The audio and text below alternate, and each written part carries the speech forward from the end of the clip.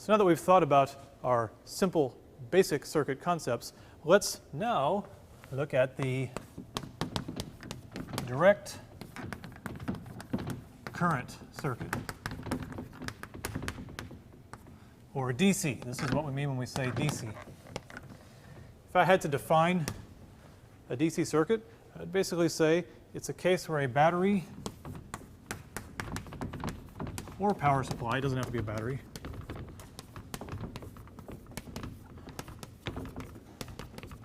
creates current that only flows one direction.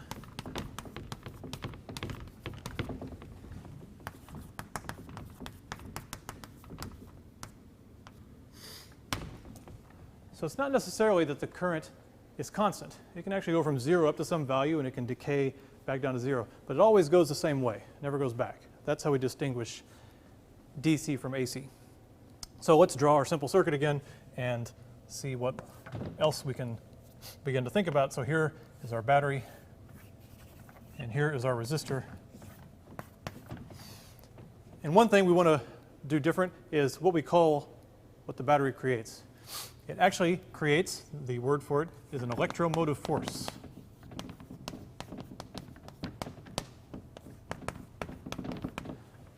What? That sounds strange. A force? We have to call it a force? Well, it's sort of an old-fashioned word. That's the problem. So the electromotive force, or the EMF, which the symbol is like this script E, this large script E, is the electromotive force. And you can kind of think of it, it's sort of an old-fashioned word. It's not so accurate, but it's the force to move electrical charge. There you go. Electromotive force. Okay? It's VBAT, right? So when we talked about our intro idea of a circuit, it generates some potential difference, delta V of the battery. That's all the EMF is. Right? So you have 0 volts down here. You just define one side as ground or as 0. Then you have E volts on this side of the battery. So it's really nothing new. It's just some terminology you'll see when you work on circuits. Everything else is the same. You're going to have a current flow this way because this is the positive side. The current is going to be equal to the EMF, the voltage out of the battery, divided by the resistance of the circuit, R. That's the same. And the voltage drop across R is going to be equal to, in this case, E. So if this side is at E and this side is at 0, the voltage drop is just E. Okay? So, but we can also get more realistic. This is a very ideal circuit here. Oh. It's ideal in a few ways. Some we've talked about. One way we've talked about how it's ideal is it assumes these wires are perfect conductors. We didn't have any voltage drop across the wires, so we've dealt with that. But another way it's ideal is it assumes that the battery or the power supply or whatever is supplying the voltage is perfect, and that it always gives you the EMF. No matter what you do, you always get the EMF. That's not always the case. So we can also look at something, I can't write A's today, something more real. Okay? So we could say here is our battery, but actually inside any battery there's some resistance. If this is a bunch of electrochemical plates in some nasty electrochemical medium, the plates have resistance. The current can't flow out of that battery without encountering some resistance due to something. Ions have to flow through solution. So actually, every power supply has a little bit of resistance built in with it. So we'll call that little r. And really, then you've got to think of this as the power supply. It's an ideal, you can imagine an ideal source of EMF plus a little resistor. So a little r, we'll put an S on it for the source. Okay? And then it goes around, and then there's the resistor you meant to put on there, what we've been calling big R. Now we'll call it big RL for load. Okay? So now, if we analyze this circuit, something kind of interesting happens. We have that the EMF, by Ohm's law, will equal I times the resistance, and the resistance in this case will be the sum of the two. We're going to get into how to add resistors and the reason later, but for now just trust me, this is R source plus R load. Okay. Well, then you could ask, what is the voltage drop you're going to get out of this thing if you think of it as an instrument? Well, what you're going to get is delta V, delta VR, delta VRL, and basically it's going to be the full EMF of the battery minus the current times R little s. Right? Because the full EMF drop is here, you dropped a little bit already over the resistance of the source, and then the rest drops over the resistance of the load. So you might say, okay, that's not a big deal. Just every battery, you know, you lose a little bit over RS, so instead of a 9-volt battery, it's an 8.5 volt battery. But what's unusual is it depends on the current. See? It's not a constant amount of voltage you lose. The amount of voltage drop you lose from the battery depends on how much current is flowing, which depends on our load. Okay? So no power supply or no battery really is a truly constant source of EMF. It actually depends on what it's doing. When you just have a battery open to the air and R load is infinite, you get no current flow, and then you get the maximum. You do get the EMF. But when you're actually running a circuit, that EMF goes down. So if you have a battery or power supply and you measure its voltage with some really high impedance, we'll say, meter, you get a high voltage. When it's powering some circuit with a lot of current, it actually might be lower. So just one of the many examples of how real circuits are not the ideal things we're going to describe through most of the class. So anyway, now let's move on to some more complicated circuits. And now for a slightly more complicated circuit, resistors in series. So let's go ahead and draw it.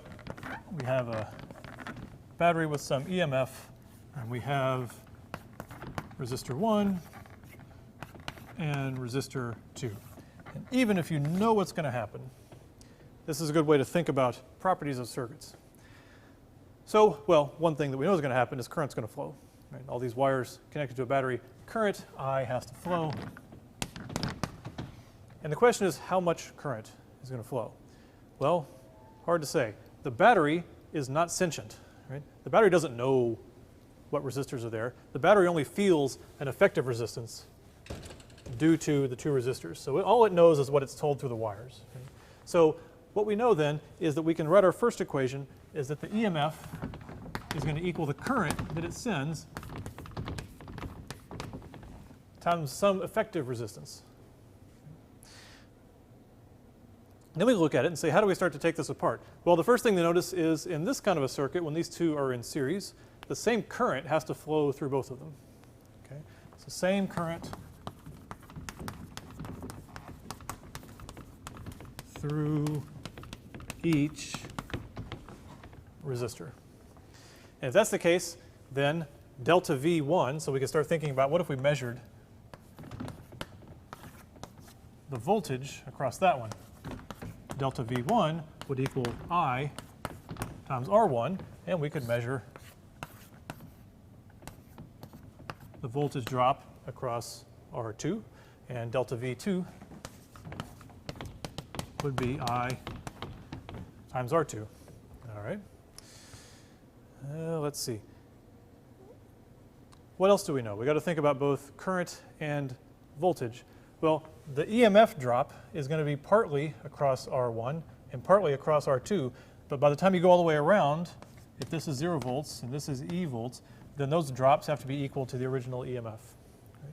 So E equals delta V1 plus delta V2. Okay. So now we can basically substitute all this together to figure out what the effective resistance is.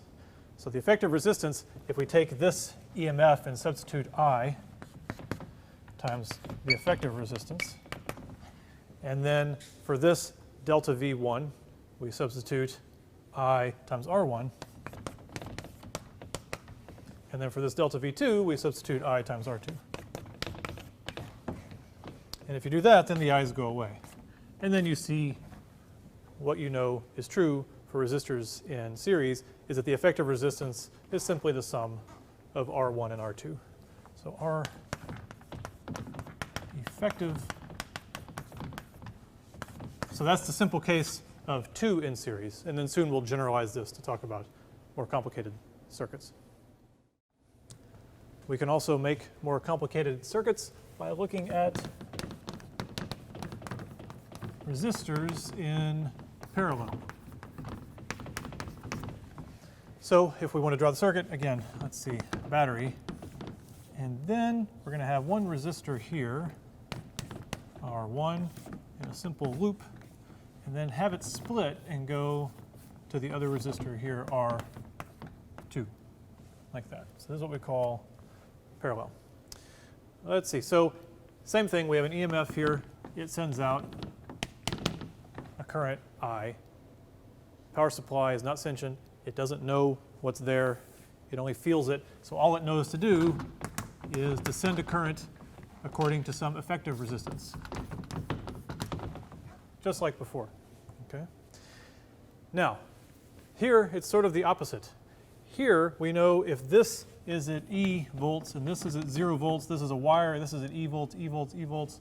Here we're still at E volts when it splits. And even after it splits, we're still at E volts in terms of potential. Until you get to the top of those resistors, you're still at E volts. And down here you're at 0, and this is a perfectly good wire. So you're at 0, and you're at 0, and you're at 0 here, you're at 0 here. You're at 0 all the way on that side of the circuit.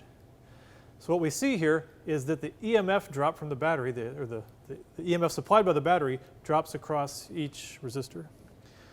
So we see that the voltage drops are the same.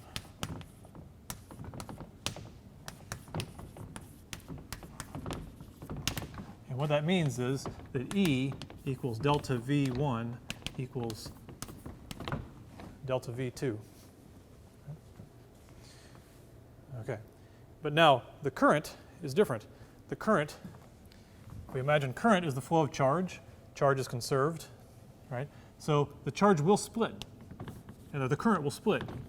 You'll get I2 will go that way, I1 will go this way. So the charge splits at that point, and it comes back together to make I of current again. But since charge is conserved, it has to sum. You can't lose any of your charge, so the current sums, meaning that I equals I1 plus I2. Okay. So now, what we want to do is try to combine these again in a way that we can figure out what R effective is. All right. So let's look. We're going to use this equation. So the EMF we know is, I'm sorry, we're going to use this equation. We're going to substitute in for these currents. So this we know is the EMF over R effective. So E over R effective. And then I1, what is I1? Well, we know the voltage drop is delta V over R1 is I1, so you just use V equals IR. So I1 is delta V1 over R1. But we already talked about delta V1 is just the EMF. Right? So if you just look at R1, what? It's got an EMF across it of E, and it's got I1 going through it, and there's R1, so that's that part. I2, same argument. It's just the EMF over R2. Here's I2, it's what's flowing through R2, the EMF is E. So there you go.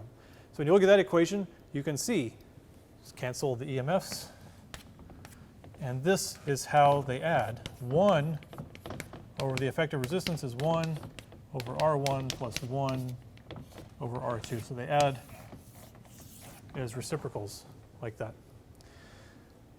So this is an interesting case. This is a case where when you add more resistors, the effective resistance goes down. Right? It's the opposite of when they're in series. And if that actually makes sense, because you're basically giving the circuit more and more places to send the current. As you add more resistors in parallel, in terms of what this thing sees, it sees a lower resistance. So those are the two fundamental ways to add resistors. Now we can look at more complicated circuits and how to add those effects together.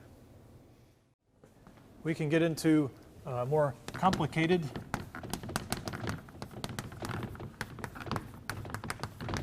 resistor networks. If they get too complicated, then we use a systematic set of rules to solve everything. But it's sort of the freshman physics homework level. You can still kind of do them by hand. So let's do one that's just sort of mildly complicated and work our way through it by thinking about series and parallel. So let's see, say we got some EMF out here, resistor 1 here, and that splits into a branch that has resistor 2 here, and then 2 resistors here, R3 and R4. My resistor symbols are starting to suffer. And then that branch comes back together, and on the way back, you throw in R5. All right?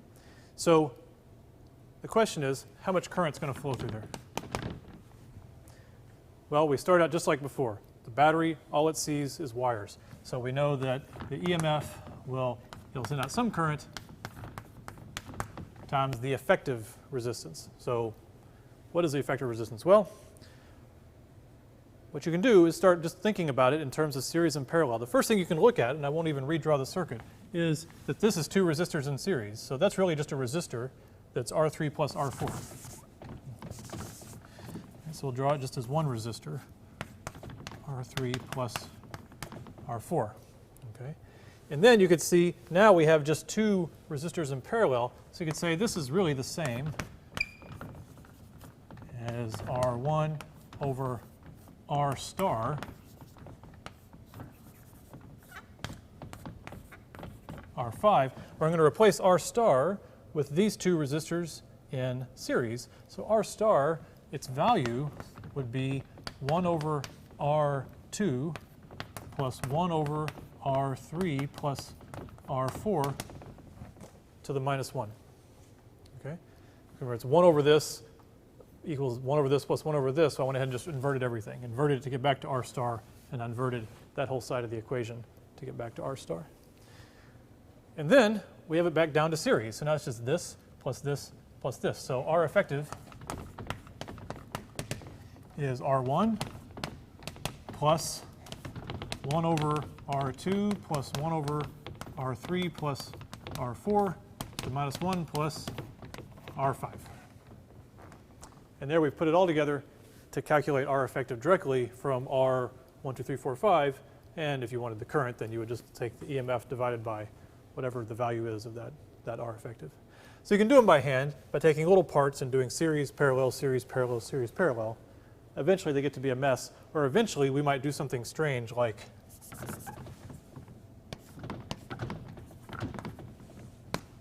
and then things get more confusing. Then you need a systematic way to find the answer.